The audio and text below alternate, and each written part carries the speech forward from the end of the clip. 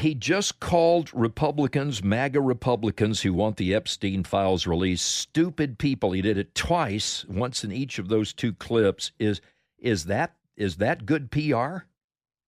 That's terrible PR. That'd be like Hillary calling the Democrats deplorables. It wouldn't happen. What you heard there was I believe he referred to Chris Wray. Mr. Trump, who hired Chris Wray? We had the entire first term of Trump, hoax after hoax after hoax that he identified, and I largely agreed with. The Russia hoax, the Crossfire Hurricane, Mar-a-Lago raid, everything else. Those were all hoaxes. This is not a hoax.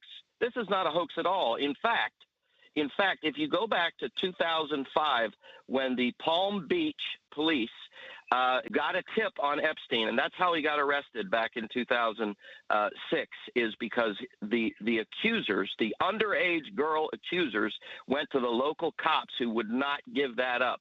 And in 2008, he was given a sweetheart deal, solicitation of adults, prostitution, and he was given 13 months in jail, and he didn't even have to be there at night. He was able to go home at night, or vice versa, go home during the day, whatever it was.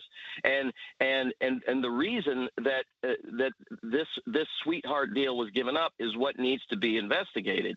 Alex Acosta, we might remember that name.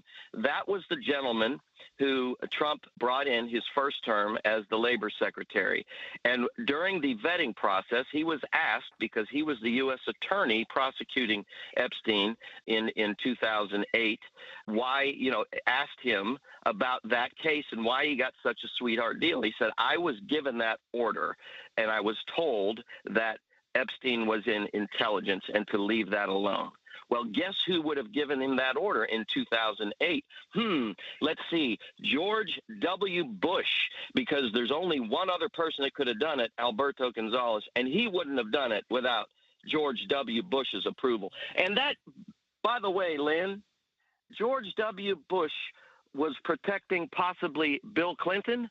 The Clintons and the Bushes have been joined at the hip since going way back until you've heard this, until I'm blue in the face. We go way back to Mina. This is a blackmail operation that goes way back. And that is why Dirty Cash and Pammy Cakes and Dan Bon Bongino are not touching this. And Donald Trump is covering this up. To call this a hoax is an insult to the intelligence of the American people.